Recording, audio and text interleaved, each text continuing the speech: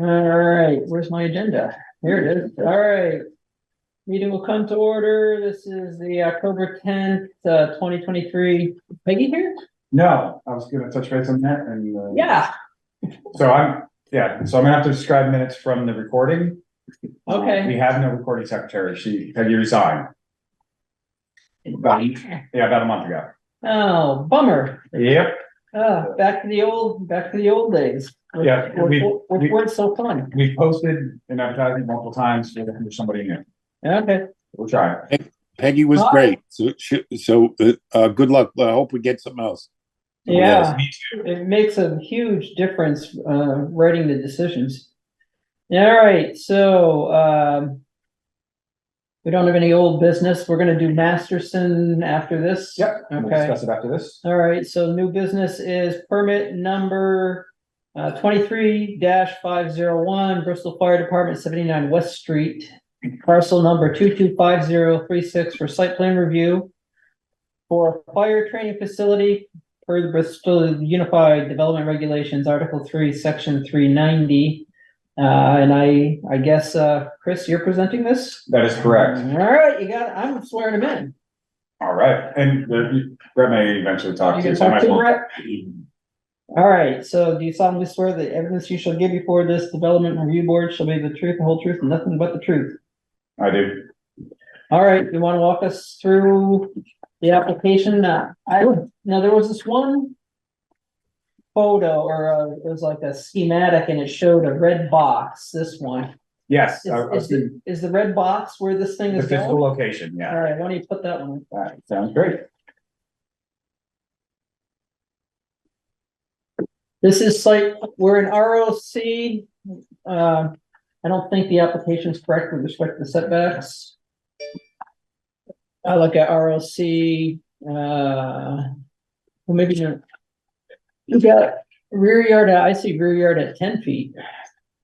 And side yard at 10 feet. Chris, I know you're testifying, but are you going to put it up too? I'm trying right now. Okay. This says rear yard setback 50. That is what the setback is. That's how far we are from the line. Oh, okay. Oh, so you're 50 feet off the line. I So got you to meet. share this with them real quick. Sorry, I apologize. Multitask. There we go. All right, so, Chris has told us that the red box is the proposed location, and we're 50 feet off the rear. Yep. And what are we off the side? About 45-ish. Okay. All right, so we've got, the standard is 10 on side and 10 on rear. Yep. So the other thing you're seeing here is the green overlay that you see in this picture. Yeah. Is where if there's a police station built, this is where the drawings for that police station and parking lot would occur. Not that it matters to you all, but that's all. I just wanted to clarify what those lines were. Yeah. Yeah, I was, Chris, I'm glad you told us that because I was going to ask where the police station would go. But can I ask, since this facility is way back in the corner, how would you get to it? You would just walk across the grass right now if the police station is not built? Correct. Or there will be a small gravel drive about halfway out to it. Okay. From the existing parking lot? That is correct. It would come from, you see where the bend here is? It would be, It would extend out from there. Whoops. Just a small gravel parking lot potentially a very short-term solution is once the police station occurs, this lower block is a parking lot, and this is how we would enter. Yeah, and that is that elevation relatively flat, or does it drop off there? No, we're sitting right at the edge. The drop off occurs to the west and to the south. It does pitch to the east. There are two retaining ponds in the eastern corner, so it all slopes that way. So any water that's used will naturally flow into the existing stormwater facilities. So the green box that connects to Firehouse Drive, that'll be a parking lot and the police station will be right behind the firehouse? Correct. This green box here is the estimated location for a police facility. Police station, yeah.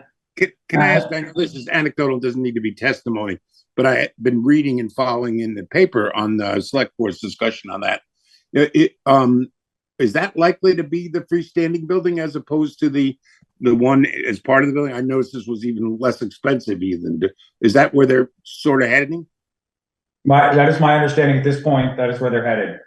Okay, cool. Well, this looks like a good master plan, and I'm glad to see this as part of what you were doing. I was going to ask about that, so it's great. Yeah. So in the packet, there was 2 pictures of some large red structures. I can switch over to those.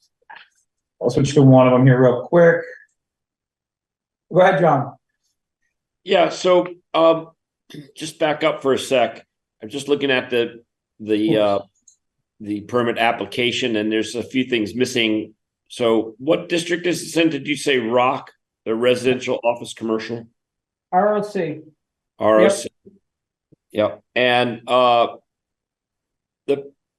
permit, there's no permit number, parcel number, any of that stuff at the top. Well, it's the 2 point, well, I read the parcel number.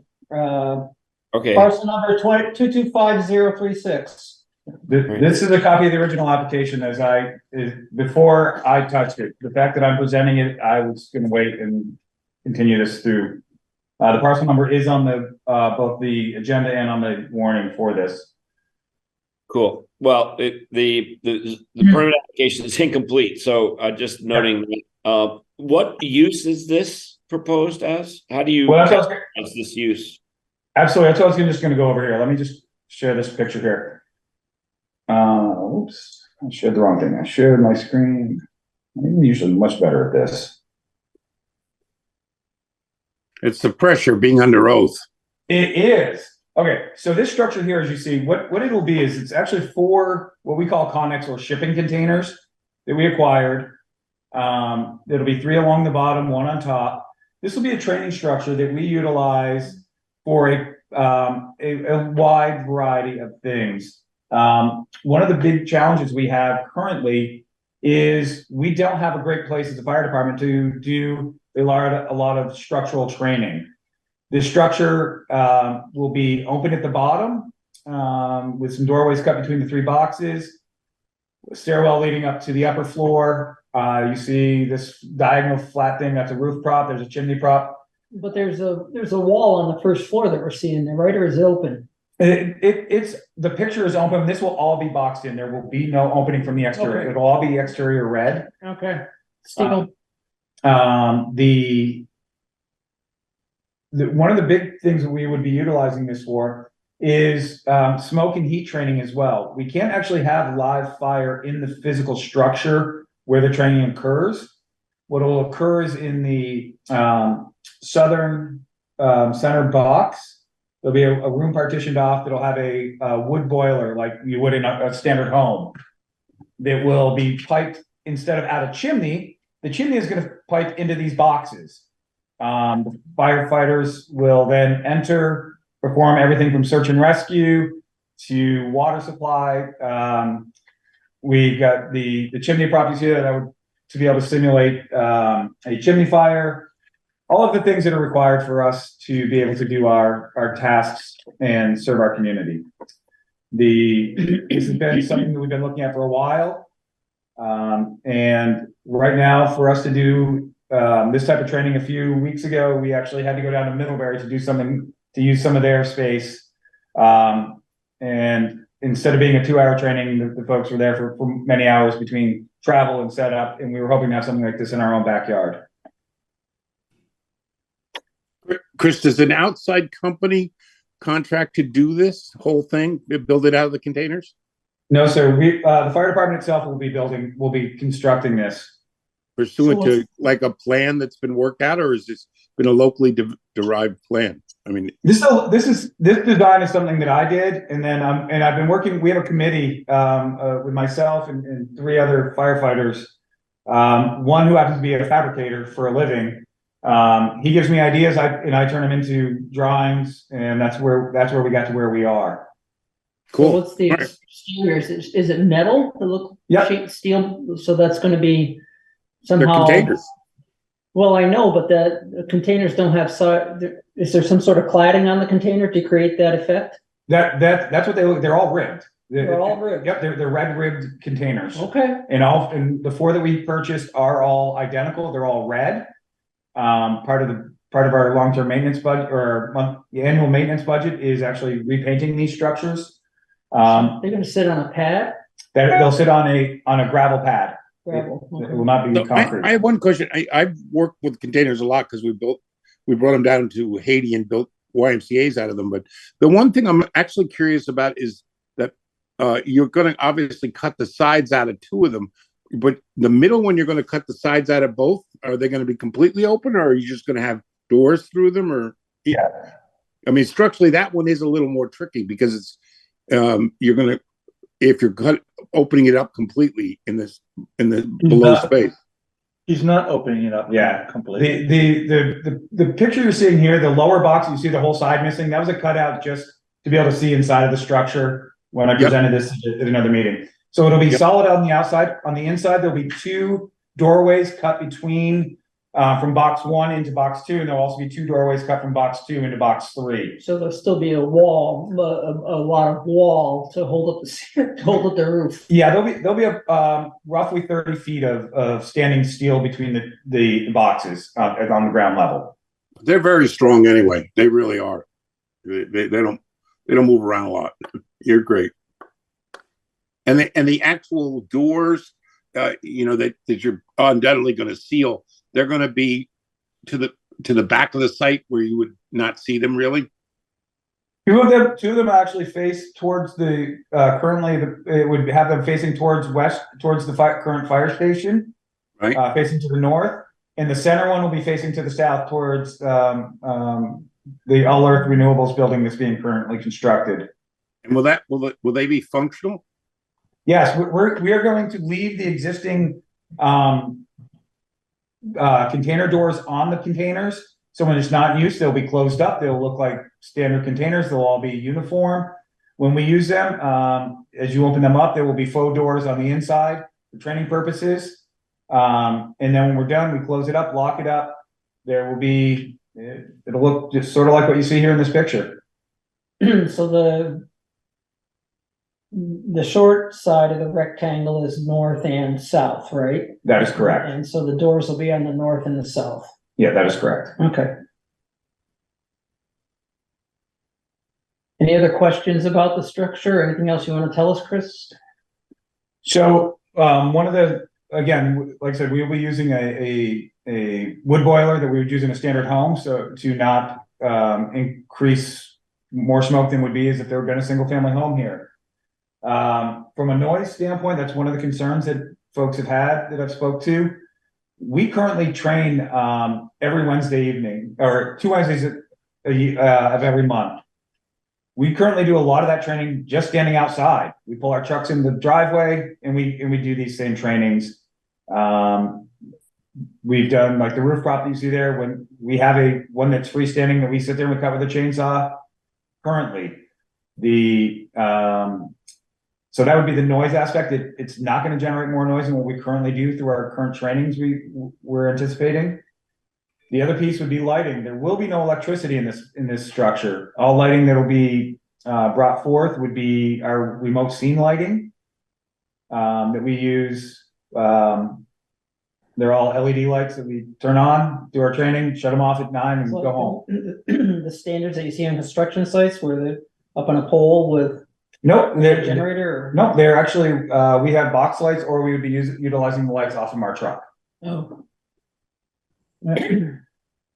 So this is a small question, but obviously the chimney you said is a simulated chimney. How will you actually? What do you use for exhaust on the boiler? So like I said, it's going to come off the top of our Caleb, who's been designing this and who's getting ready to fabricate this. It'll come off instead of a chimney that goes straight up like a normal one. It's actually going to come up and make a 90-degree turn into the container, and it'll be ducted in throughout the structure, throughout the 3 lower containers. The upper container will naturally get smoke because, of course, smoke rises. So you're going to use it to create heat and actual interior smoke? That is correct. Okay. And then do you have a way to ventilate that smoke out when you don't want it anymore? Yeah, they aren't shown here. Caleb's working on a series of floor vents And also by actually just opening the two rear door, or one rear door and one front door should cause enough cross ventilation. We've got a mechanism where when it's not pushing smoke into the structure, it'll just be coming straight up a chimney versus flowing into. So it's a louver, a damper. Diverter, huh? Some kind of diverter. Yeah. Okay. It's very cool. Very interesting.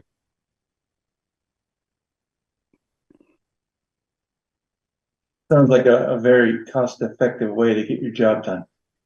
This is one of the things we looked at when we started looking designing this was what it costs for us to go to the Vermont State Fire Academy, and Brett can give me those numbers. I don't remember. Yeah, if we wanted to send down a dozen of our personnel on a Saturday to the Vermont Fire Academy, which is down in Pittsburgh, Vermont. Well, first of all, you're removing half of your resources out of town, replacing them out of service, but you'd be looking at approximately $3,500 just for the day to train. Repeat a couple of things Chris says. A Conex box training facility in the fire service is the standard. I mean, the burn buildings down at the Vermont Fire Academy, they're not Conex boxes down there, but it is a metal facility. And this is what is constructed all over the country because they are affordable. You know, we're fortunate at the Bristol Fire Department to have personnel with skills other than firefighting and, you know, people who donate their time to be able to put something like this together, because there was a time when it seemed on an annual basis, we would obtain what they call an acquired structure. You know, someone was preparing to demo a home. They asked the fire department, we want to burn it down. And there's a permitting process with that, which is lengthy. There's still a cost associated with it. However, those opportunities don't come along often anymore. And it's just as well, because when they do, you know, burning in a populated area, when you're burning things that aren't just class A materials, you know, ordinary wood or hay or something, people, they get a little excited about it. And we certainly don't want to generate any hard feelings with our neighbors. And that was part of this process as well, ensuring our neighbors were on board with doing something there. And it's safe for your personnel. Yeah, so this training structure, if you're familiar with the National Fire Protection Association standards, NFPA 1402 is the national standard on training structures. And this facility, as we assured the select board, will be in compliant with NFPA 1402 to ensure all safety features and mechanisms are built in. Just as one small example, the doors to the facility, they swing outward. They must be set up in a training structure to be egress doors. That's just one small example, but not only to put the select board's mind at ease, but also Vermont Leagues of Cities and Towns, who insures us. We want to make sure we're providing a training structure that is in compliant with national standards. You have to get a public building permit from fire safety? I don't know if we do, because there's no occupancy in it.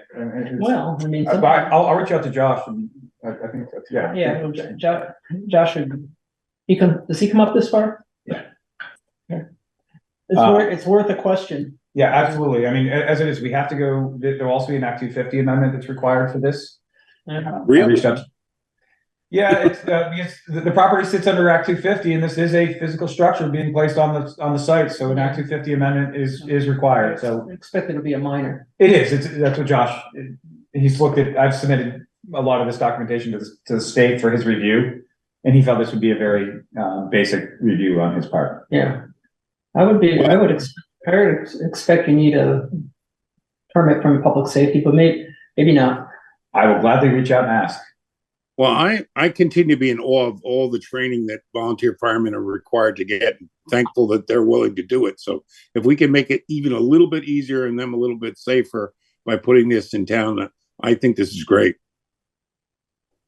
May I offer one additional comment? Sure. Just regarding training, thank you, Tom, for bringing that up. You know, one of the biggest challenges in the volunteer fire service is recruitment and retention.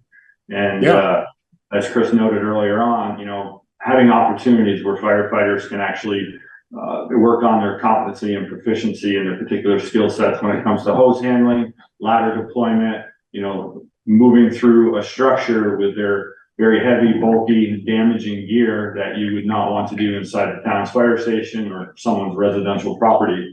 So this provides that platform.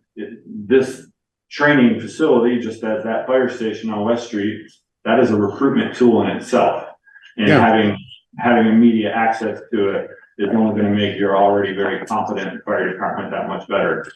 I foresee the next time you get a group of kids out to look at the fire engines, they'll all want to see this too. So I think it is kind of a good recruiting tool. Well, Not that you're going to train them, but they'll just want to see it. you have any questions, Brenda or John? John? So Go, John. I'm sorry, I didn't catch which use we're considering this under. It's under the existing emergent with hold on. I had it and I lost it. Emergency services facility. Emergency services facility under the ROC, which requires site plan review. All right.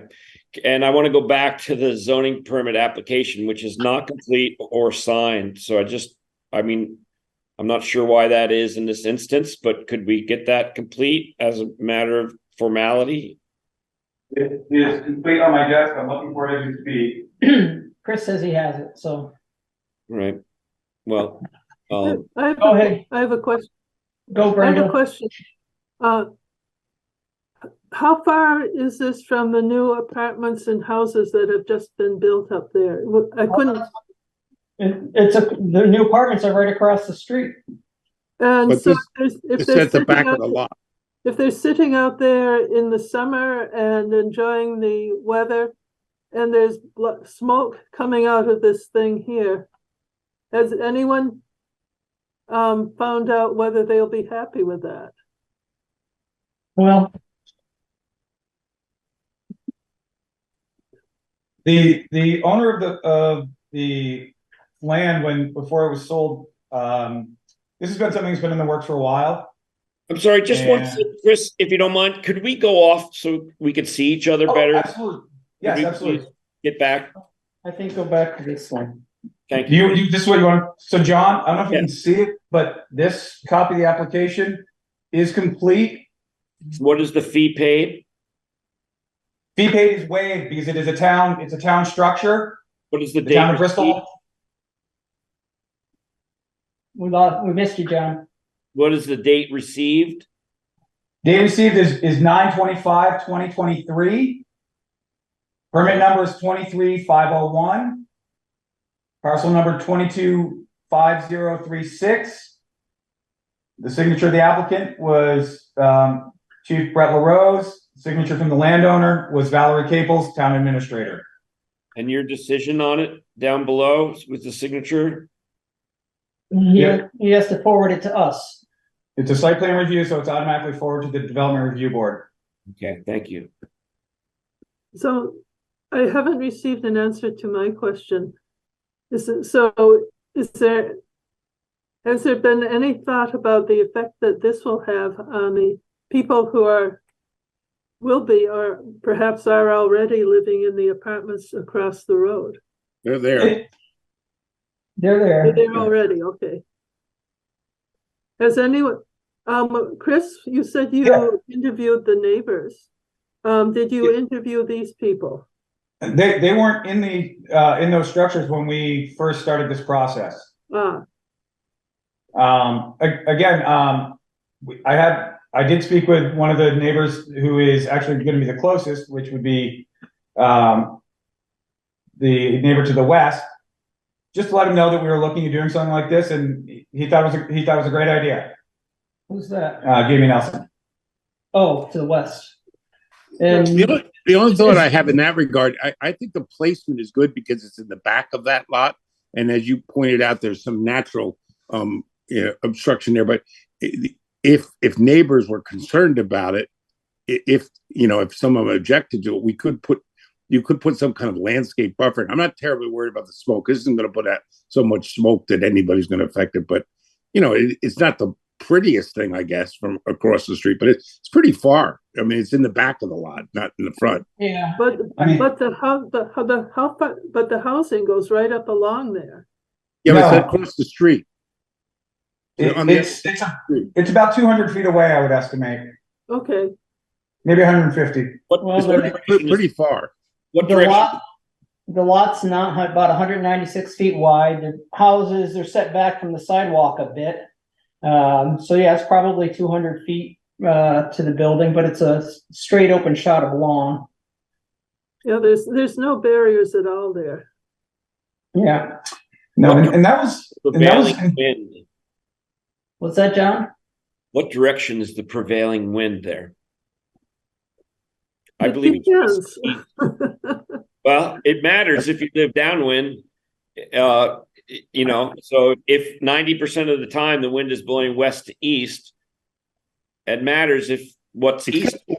Wasn't the testimony that Chris gave us that it wasn't going to have any more smoke than an ordinary house boiler? that is correct. We're putting the standard. So that's not a lot of smoke. I mean, you don't worry about smoke from a next door house. At any given time, in the winter, in a space, much, just much smaller, than this area, that this facility is going to be in, there's 20 wood stoves popping away, burning full blast in the winter. And this is not going to affect anyone, to any degree, in my opinion. I don't know that we have any testimony that to show that one way or the other. I mean, we had Chris testified that it wouldn't have any more smoke than an ordinary house boiler, which is not a lot of smoke. Is it a boiler or what is the device that creates the smoke? Right now we currently have a used wood boiler that would be the same as that you would place in your basement of your home. That is our You preferred. just let it fill the space up with smoke and people train in that. That is correct. And then when you release it, you're going to be releasing it out of floor vents, not a chimney. In the doors on each end. Yeah, Right, it so depends how rapid. the ground level, not channeled up a chimney. It depends. It depends on what the training is and how rapidly we need to remove smoke. If it's one where we actually want to leave smoke in that structure for the bulk of the training, the chimney that you see on the pictures would be the primary vent system. If it's one where if there was a firefighter in trouble, if we needed to rapidly, again, for NFPA standards, we have to be able to rapidly evacuate the smoke and heat from the structure. That's when the doors would be swung open, all the smoke would be cleared out. The actual number of times that we would be burning in this is minimal.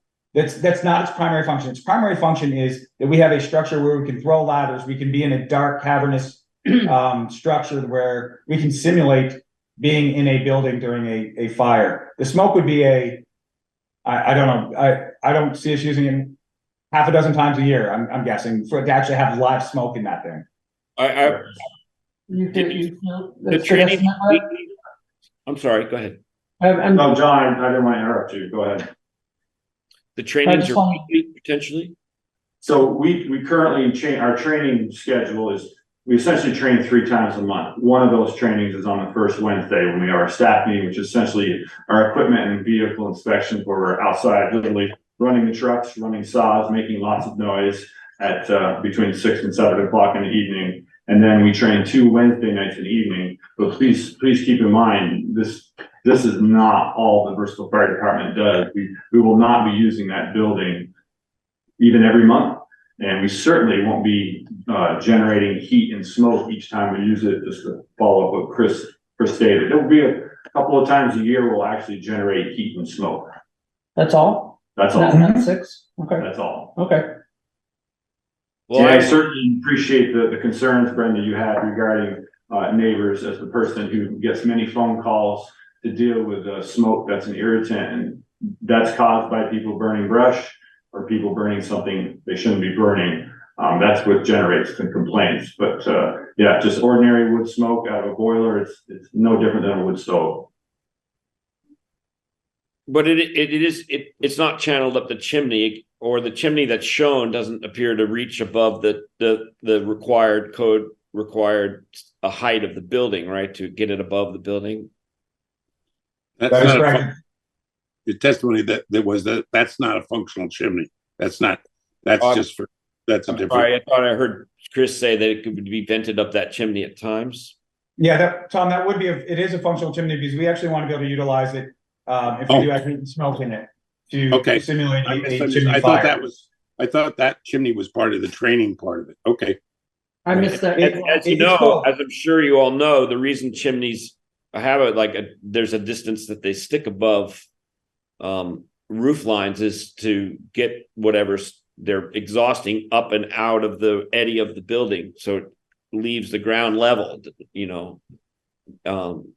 That's part of the reason. For example, commercial ventilation systems have to be above the roof line so that they don't, succumb to the eddy. So it does matter where you release the smoke, right? Correct. Yeah. So that's a consideration for us, I think. Have you guys talked to the neighbors downwind of you, the new housing, or the owners about this? Most of them have just moved in. When we started this project, that was still under construction. Matter of fact, during during the planning phase of this project, we actually trained in one of the duplex buildings as it was being constructed. I did. I did reach out to, and have had many conversations with our closest neighbor, which is not a residential neighbor, but yet a commercial neighbor, which is Mr. Blittersdorf. And he's well aware of what we're doing and was strongly supportive of our project. These neighbors are going to get legal notice of the hearing, right? They did. Yeah. Well, the neighbor is Firehouse Apartments, right? Correct. It was mailed I to Firehouse Apartments LLC, and It's an offshoot of Addison County Community Trust. Yeah. Except that was the entity. I don't know what they're doing, but best practice always when you get that kind of notice is usually to send copies to all your tenants. But I don't know whether they're doing that. I don't know whether it's a legal requirement. I just know everybody does it. Well, yeah, I don't know what they did, but that whole development was Addison County Community Trust and for a partnership with the town, and they formed for regulatory reasons or block grant reasons, they formed an entity called Firehouse Apartments, which is a limited partnership, and that's the entity that actually owns the apartments, the affordable housing that are built on the east side of that Firehouse Lane. Mm-hmm. I mean, residents or neighbors, whether they're renters or owners, get notice in zoning here, like in these kinds of procedures. Not They're renters. not limited to property owners. Owners do. Property owners get notice. Owners do, but that's what I was saying, John. I know it's best practice to give it out to individual tenants, normally done, but I don't think that's a legal requirement. I think it's just what people usually do. And when I posted the meeting poster for this project, it's actually posted on the Firehouse Drive side in what we call our antique bay, which faces one of their driveways that pulls out of their building. So I was very intentionally placed to get as much exposure to our new neighbor tenants as I humanly could with the signage. With signage. I mean, but I don't have time to knock on the door, but I mean, that was a very, I could have placed it on the West Street side. There's mailings. It's not. Yeah. Oh, they all have an address, right? You send them a letter, I guess. I don't know. Yeah. Anyway, I always knock on the doors of my neighbors when I do something like that and talk to them, but that's. so does anybody, Tom or John or Brenda or Ted, have any more questions? I do have questions. No, I'm ready to vote. I'm not. No. So this, our bylaws are structured. We all educated ourselves, not Tom because he was off on safari, and not John because he was at Burning Man, but we worked our way through site plan review last time around on another application, and it's a little funky because it refers back to this 390 refers back to sort of one half of the conditional use criteria, which is 356. So we go through those considerations, and we've talked about most of them, but the one that's jumping out at me is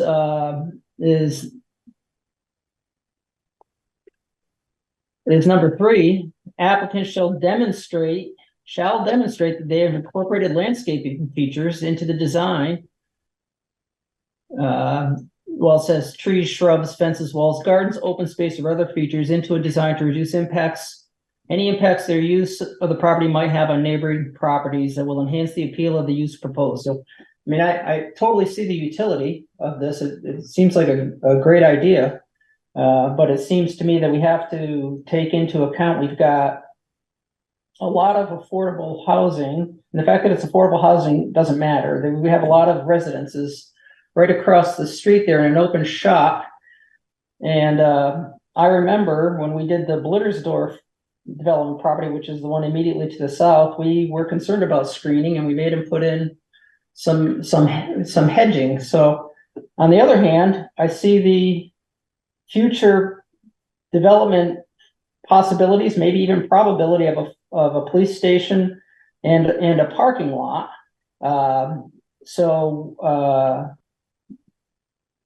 My thought, what I'm kicking around is, those apartments go pretty far to the south, not all the way, but pretty far. And there is a view there, and I'm thinking we ought to have, or at least consider as a board, whether there's any landscaping along Firehouse Lane, to the east of the project and perhaps to the south. I don't remember. We don't see it here where if the Blittersdorf property already has landscaping on its north border. I don't remember. It does not yet. Yeah, well, I mean, but is it required as part of the CU? That's part of it. So if he's got to put that in, so we don't need to worry about, and that's going to be a factory production facility. We don't, that's less of a concern. But my thought is we need to see, or at least I throw out to the board, something from the possible driveway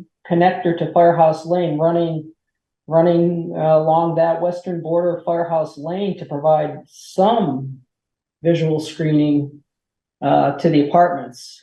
So yeah, I'm in favor of that as well. I don't care about any screening for the industrial building. I don't think it's necessary, but I would like to see some kind of screening. I don't think it needs to be a full hedge or anything, but something out there along Firehouse Lane that obscures the visibility back to it. I think that's a good addition. Yeah, I mean, it seems to me that a cedar hedge would work, but there could be other things. It's not our job to design it. There's currently 6. I know there's some maple trees. Right, what I was gonna say is staying within. Well, I don't know if they're maple trees. I spoke too soon.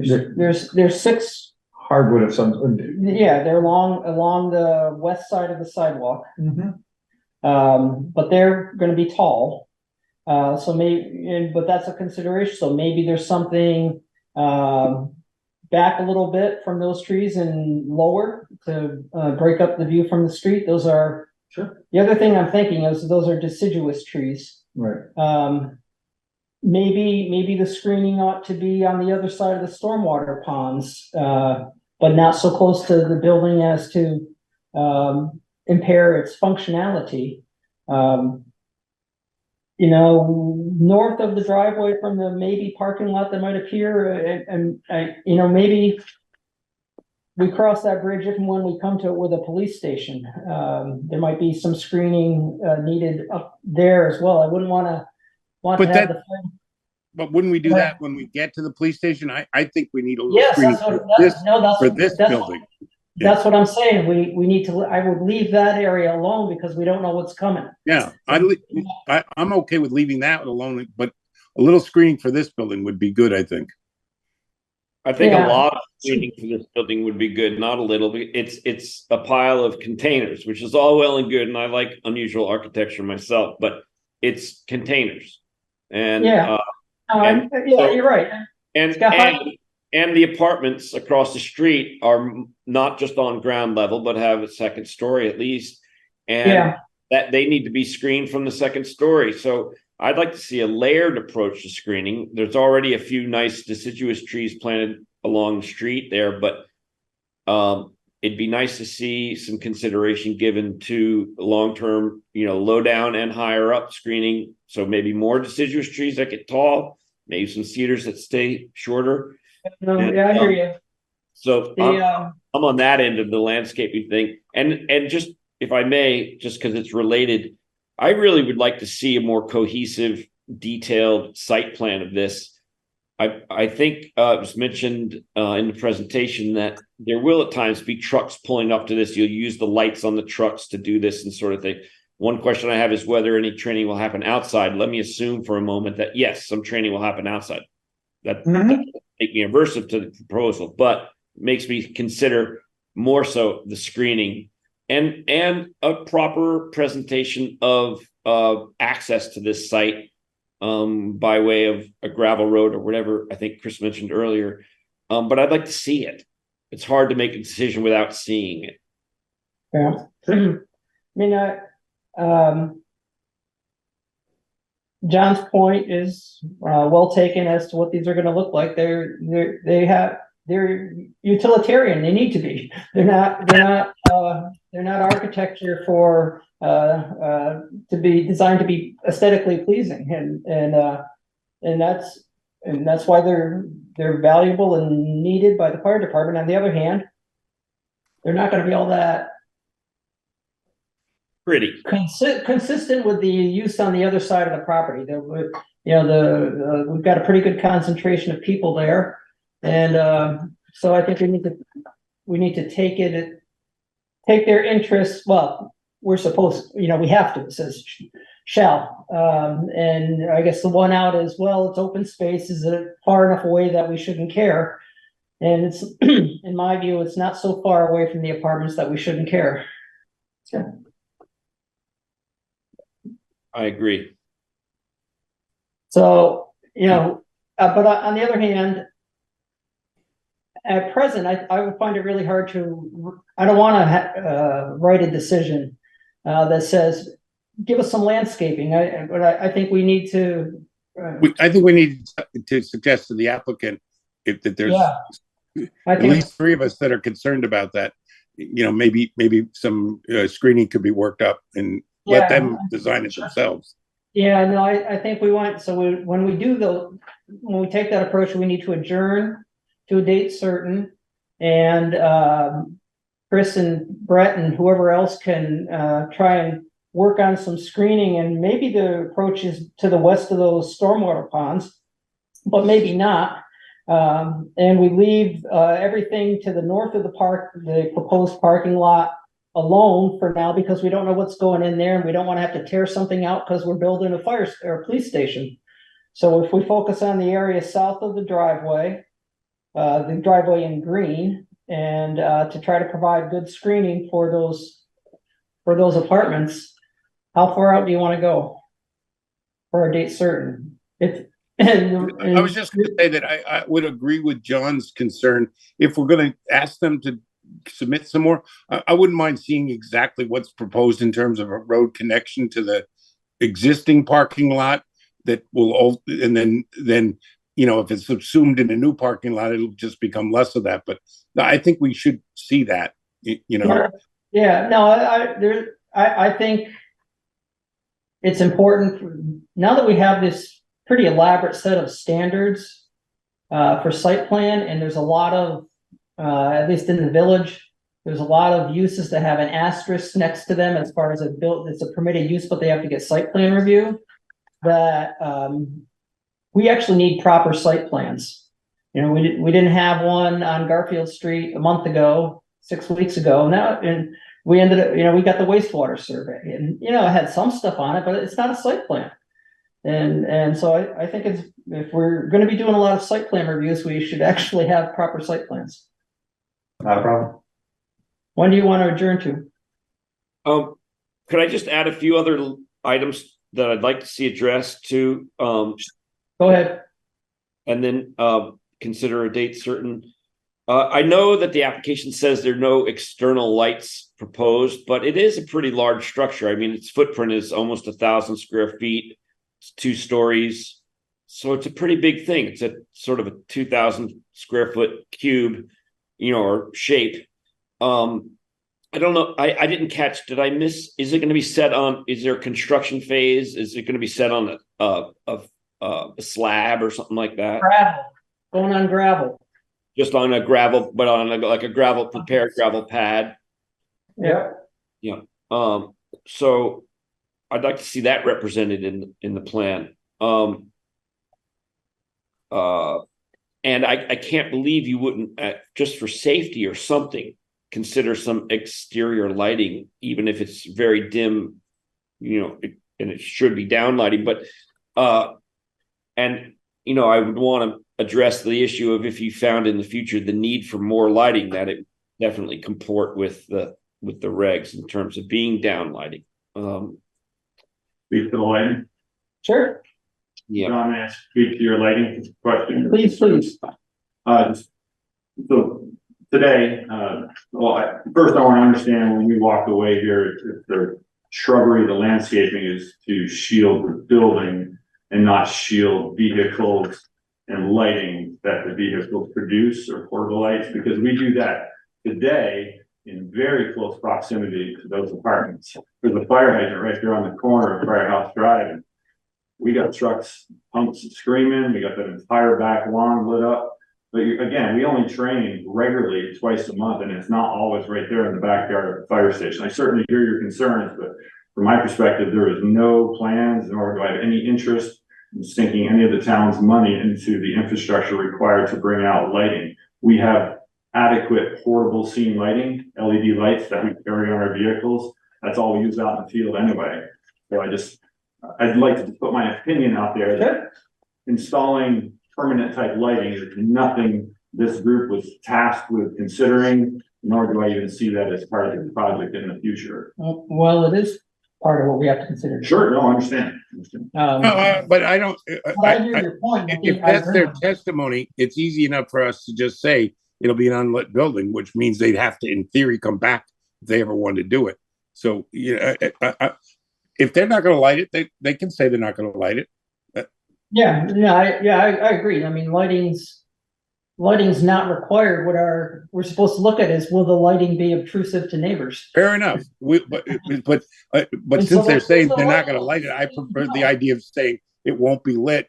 John's not wrong. If they ever did light it, it should be lit, properly shielded, and all the rest of that. But they're saying they're not going to light it. So, and our regs require that already. They'd have to comply with the lighting performance standard. But to answer your question, Chief, so the board's here because of the building, so you're screening the building in some way to shield its view, the view shed from the apartments, the residential apartments. Oh, I completely understand that. So, but how do you do it? We put a fence up? What's that? We put a fence up? Propose one. Yeah, you can do that. I personally like landscape screening better, but you could propose a fence. Absolutely. A couple kind of thing, Right, but what we're not going to do is give advisory opinions. No, it's a question, and they're right. They could screen with a fence. Fences are screening too.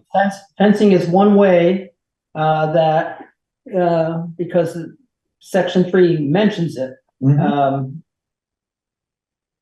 Some fences are good, some might not be good, but so I mean, I think the thing to do is to think about how to address the concerns and come up with the way that makes sense to you. But we're looking to the fire department to be a good neighbor on this. That's all.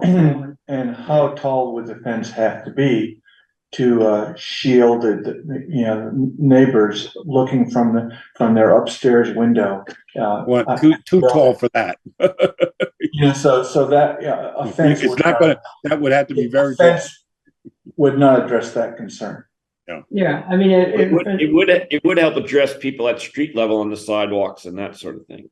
Yeah, I mean, but then they'll have to figure that out and then bring us with their plan, and we'll talk about it. I think this discussion illustrates the need for something for us to see a comprehensive plan presented, because we're kind of bouncing around a lot of good ideas, but we're bouncing around because we haven't had a comprehensive plan presented, and I'd like to see one for something on this scale. No, that's fair, and We'll do. And I'm personally mindful that we have to treat the town and the fire department like any other landowner here. We can't give some, you guys are doing public service, so we're not gonna follow the regs for you. We're not giving any waiver authority Certainly there. not looking for any special treatment. No, I know, but you heard us, I mean, And to be honest, that's why I think the permit application, presented to us in the package should have been with the I's dotted and the T's crossed, but. Yeah, I hear you, but, Anyway, I do have a couple other things to raise, and they don't necessarily have to be answered here, but maybe at a subsequent presentation, I'd be satisfied not to have them answered here, but at a subsequent presentation. One is whether you would envision this being used as a venue for anything else besides Bristol Fire Department training. That is to say, any other kind of social events or training other people from other departments on other schedules, or having it be a venue for that sort of thing. That a question? yeah, So to answer the first question, no, I don't see any social events occurring in those Conex boxes. But as far as training, we regularly train with our mutual aid partners, whether it be in their town or our town. So will mutual aid partners be on site utilizing that structure once in a while? Sure. And maybe once a year, maybe twice a year. We don't regularly train with our mutual aid partners, but we do train with our that's mutual New aid Haven, partners. that's the New New Haven, Haven, Lincoln, Moncton. Starkborough, Moncton. And I would have asked the same, if I asked the same question, it would have been hoping that you answered exactly that. I think that those kind of shared facilities do make sense. Absolutely. And the fire service, we have to share our resources because the cost is too great. Anything we do not to share our resources. Honestly, I'd rather not see this built in all 5 towns. It would be stupid. Right. I mean, I'm a big believer in mutual aid, but I think to evaluate its proposed impact or use, we need to know. So maybe one night a week or 3 times a month, it's used by Bristol Fire Department, but maybe 3 other times a month, it might be used by other folks. Some presentation of what that looks like going forward. If it's an unusual facility and it's useful, I imagine it would be a magnet for other departments and that sort of thing. So if you imagine that too, or if you want to rule that out, either way, that would matter to us, I think. Well, or, and at some level, use is use, regardless of, if New Haven's using it for the same purpose as you do, use is use, doesn't matter who the fire. Frequency of use. Yeah, well, it doesn't matter. The frequency, the intensity use is relevant. Yeah, I mean, think it that's mattered to my consideration personally. If you said, yeah, it's going to be used, 8 days a week, I would think, well, I'm going to look at it a little differently then, But Sure. if it- Yeah, So if you invent an 8th day, we all got to look at that. you know what I mean? I think that's against the regs. Yeah, I think it's also against basic. I don't know. Some weeks feel like they have 2 or 3 Mondays in them. I don't know. So I actually, there was in section 11, I did address hours of operation that we were proposing, which would be, it says training typically occurs on Wednesday nights from 7 to 9 p.m. There are some Saturday trainings that may occur. Saturday trainings will not begin before 8 a.m. So that was, Yeah, that's hours, yeah. And but frequency has been a little elusive. Although I have some better sense of it, but I think when you come back, it'd be nice to have to quantify it. And this is difficult, John and Tom. You guys weren't here for the Garfield Street event, but. Well, I read the minutes. It looked like it was you got quite a few neighbors and stuff, so I got it. Well, it's a 10-page decision, so. Is it out? Could we see it? Yes. Yeah, it's probably on the website. it's not on the website, but Yeah, it's out. But here's the I'll email it difficulty. to you, John. Here's the difficulty analytically, and it's just not easy, but for us to apply this. So the site plan review section 90 says it's not conditional use. This is already a permitted use in the district. And we're supposed to look at, site plan is mostly about traffic flow and things like that. But then 390 reaches back to 356, which are the site specific standards and conditional use for us to consider, and that's what Chris has gone through 1 through 12. So fit in the actual fit of the use with the surroundings does matter at some level, but it's also not, we're not to engage in conditional use review. So it's it's one of those things. It's a fine line to walk sometimes. That we don't want to slip into conditional use review. On the other hand, we do have to look at those site-specific standards like landscaping and things like that. And ours is part of 390. Yeah, you're absolutely right. And I think you're right to point out the distinction here, because it's a firehouse and it's a firehouse permitted. These people live on Firehouse Lane. It's an existing condition.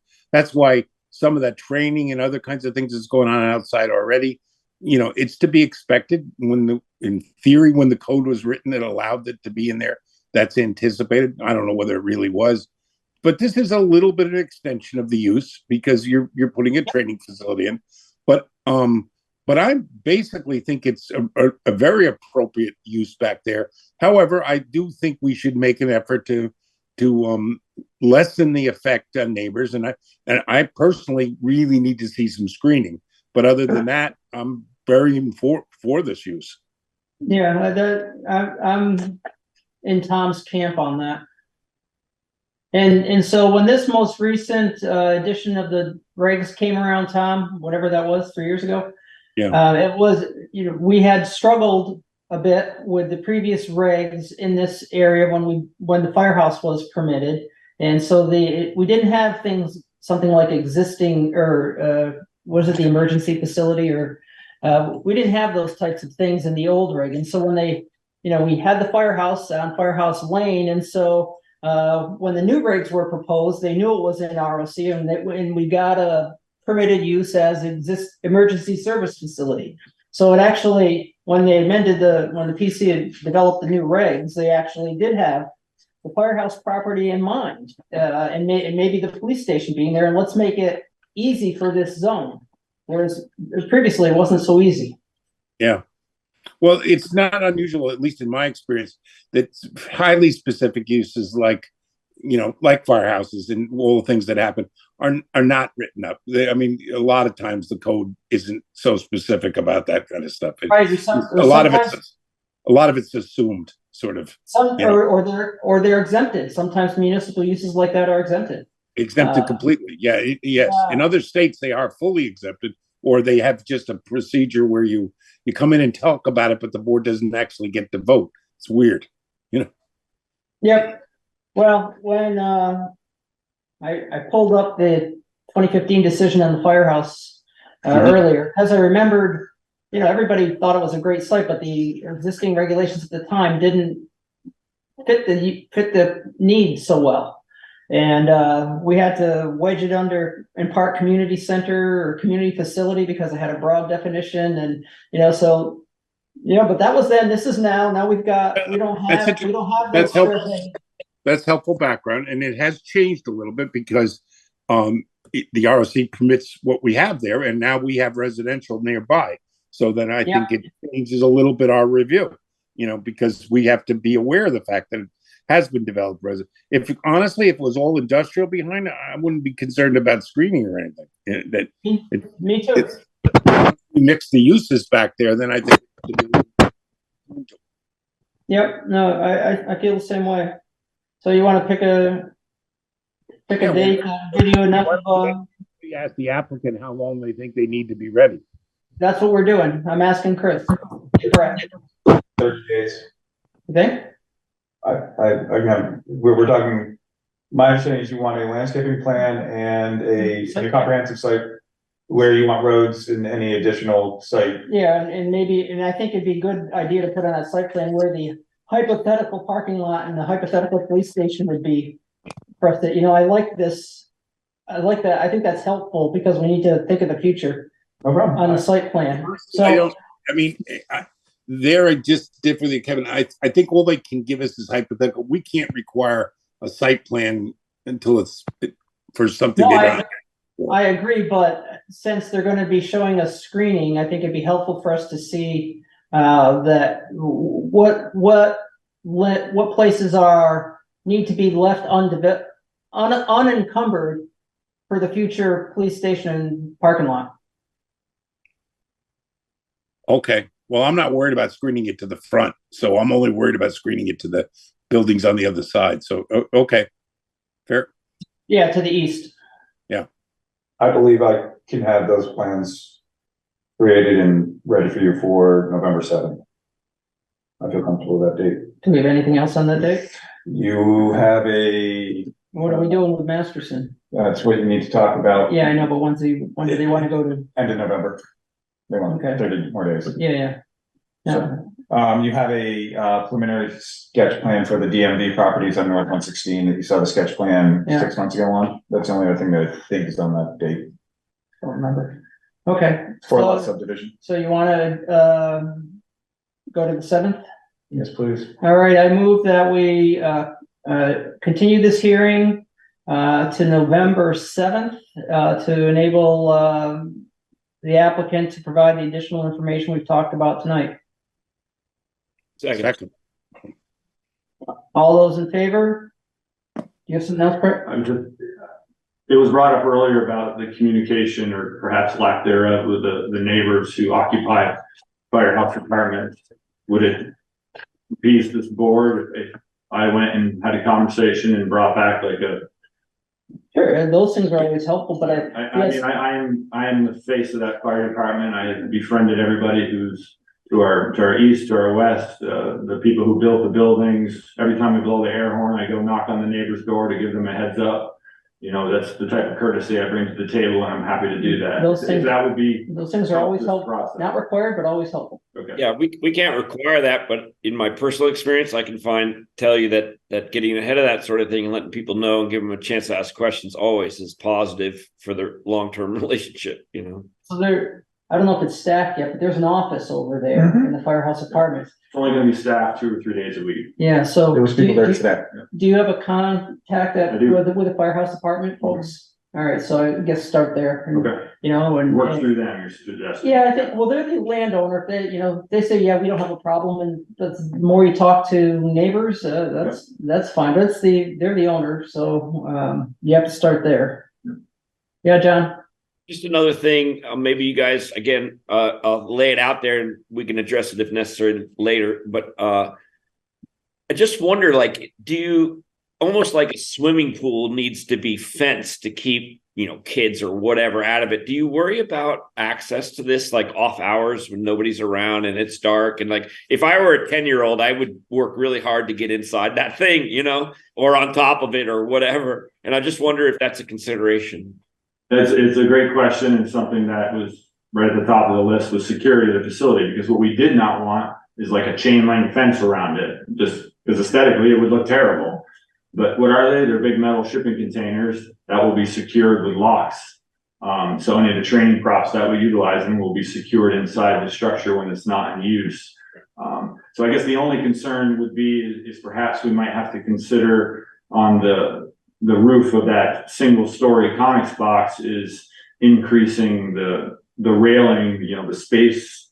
So, somebody who had a 4-foot step ladder can jump up on that roof if that's a concern. Mhm. But yeah, security of the buildings, we don't want people to access it. Yeah, Yeah. that's, Brett, can I ask a question? I heard you say the locks, and I understand that completely. The container's already set up for that. The ladder's going to get lifted. The ladder we see won't come to the ground where you could climb up on it.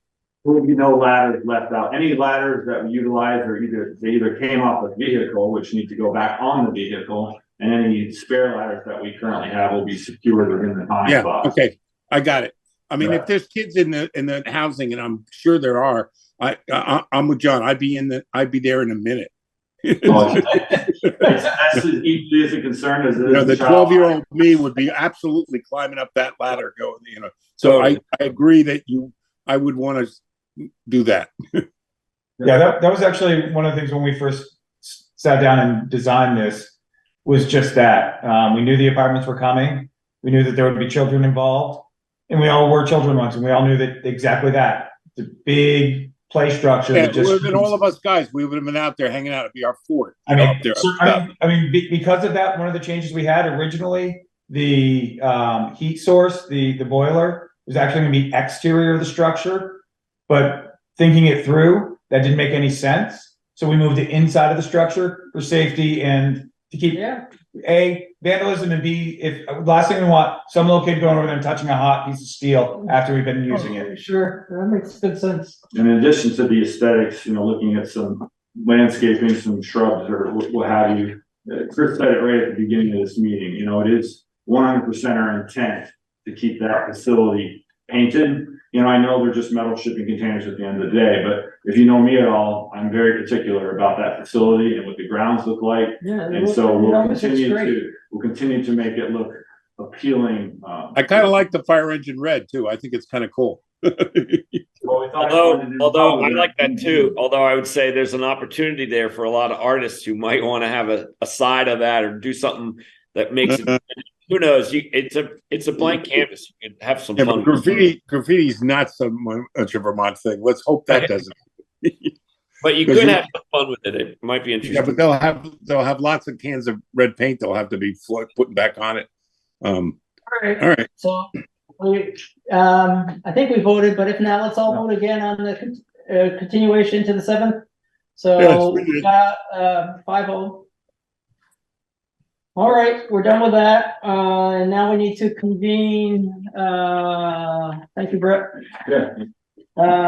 So next item is permit number 23-301. This is the Masterson development down on Lower Notch.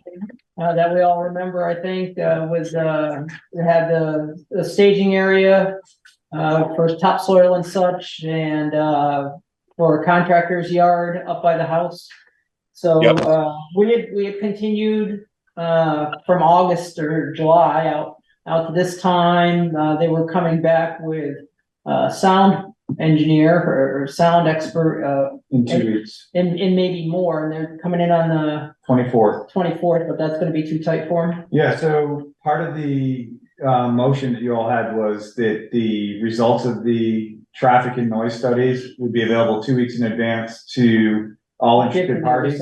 Yeah. The traffic part is complete. The noise study was supposed to have been completed on Friday. Unfortunately, I found out Saturday that they got noticed that the noise company or whoever, whatever you want to call them, engineers had COVID run through their building for about 2 weeks, and they are 2 to 3 weeks out. Okay. So they requested a 30 to.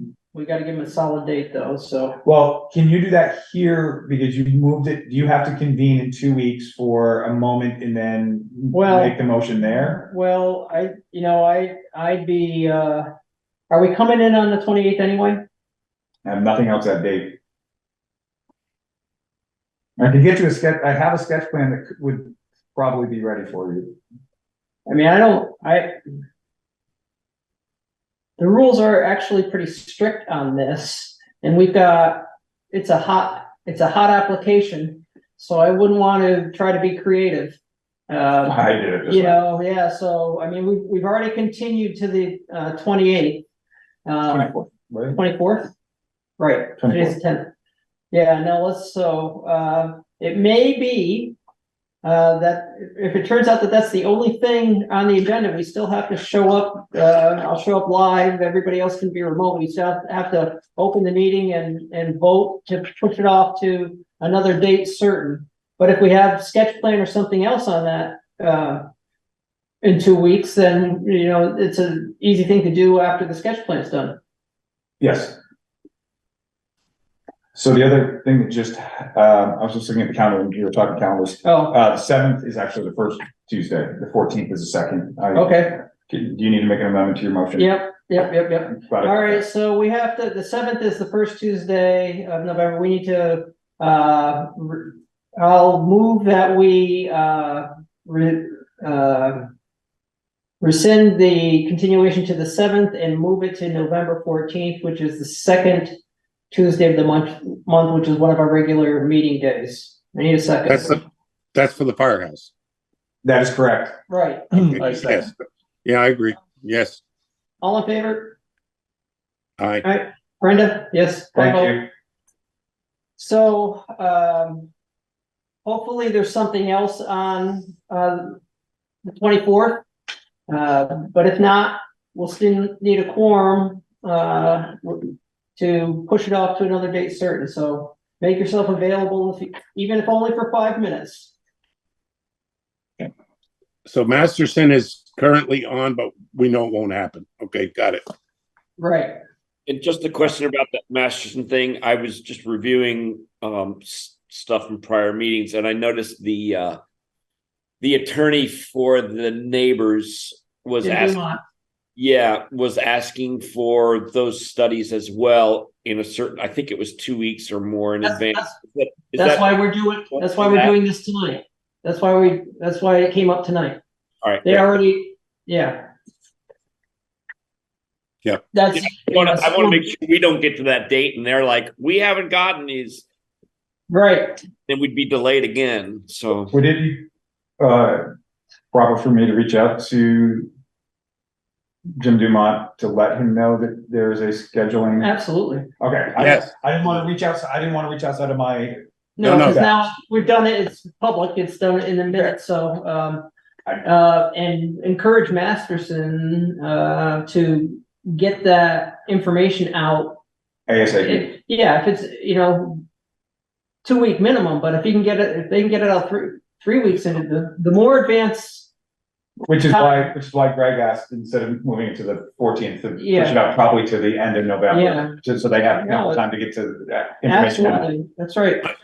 And just for a point of order, I don't know, like this is be really informative. Like, so how does this work? So we get an information from an applicant in an instance like this. Is it incumbent on the town to send it to the parties, or is it incumbent upon the applicant to send it directly to the parties? I think we left it that the applicant was disseminating the information to the other side. Is that right? I think that's how we left it, yeah. Yeah, but we can certainly let him know if it's publicly filed. But I think we made it pretty clear to them, if they didn't get it to the other side 2 weeks in advance, then the other side wants to object, we're not going to have their hearing. So they got to do it. Right. Just a quick thing for you, Chris, while we're talking about it, I thought that it worked extremely well with Peggy taking minutes by Zoom, and I wouldn't have thought that prior to this whole experience. So, I mean, I think when in your hiring again, hopefully that would make this job pretty attractive. I hope so. Yeah. I hate doing minutes. I've pitched a couple people on it. Like some good people who I think would be great note takers. I'm like, this is a plum little job. Like, stay at home and do it, And it's Yeah. got to be able to take notes and type it up. Is it 2 meetings a week, Chris? It's actually, they're looking for potentially 3 to 4 meetings a week. It's basically every Tuesday. Because I have Planning Commission and DRB, and it's Tuesdays that we are looking for somebody to take minutes. I mean, it's a great gig, And again, back to what you're saying, it's not only can you zoom in, but the recording's available the next morning, so you can use that. That's how I do it. I use that as a refresher as I'm doing minutes. So it's pretty easy. For what it's worth, there are outside internet services that'll make minutes out of Zoom recordings, because I have a couple boards that do that now. Honestly, they're a little overly detailed and they need to be edited, but there is a commercial company that'll do that. Yeah, they'll err on the side of inclusion. Well, they're very inclusive. They have a tendency, rather than want to leave anything out, they make for some very long minutes. But they're getting paid by the hour probably too. So and honestly, I think it's mostly AI, to be honest with you, doing it. Could be. I don't think it's real people, because I've seen the minutes and they're pretty complete. That's interesting. But they're also if people are maybe not as enunciate as clearly as they could, they miss words. All right, can we call it a night?